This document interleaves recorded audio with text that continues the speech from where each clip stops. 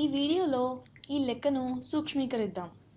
ఇది 25 into a cube whole cube into b square by 5a square b into b square.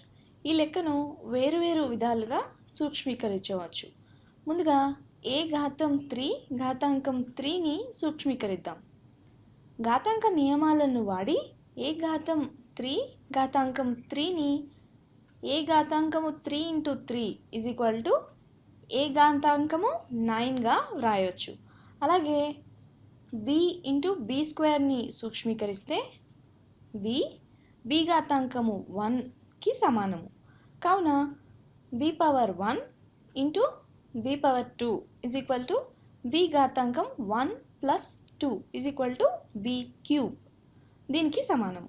చూడండి, ఈ లెక్కలో 25/5 ఉంది.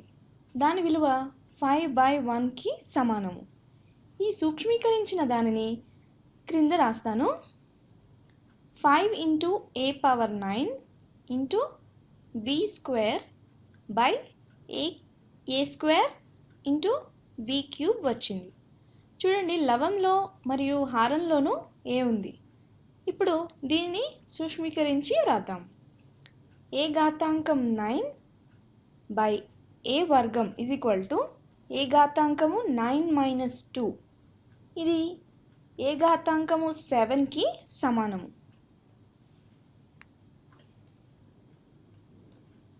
అలాగే b వర్గం బై b ఘనంను తీసుకుంటే b ఘాతాంకము 2 minus 3 is equal to b ఘాతాంకము -1కి సమానము. కావున ఈ లెక్కను 5 ఇంటూ a ఘాతాంకము 7 ఇంటూ b ఘాతాంకం -1గా రాయొచ్చు. లేదా b ఘాతాంకం -1 యొక్క విలువ 1/bకి సమానం కావున bని హారంలో వ్రాయొచ్చు.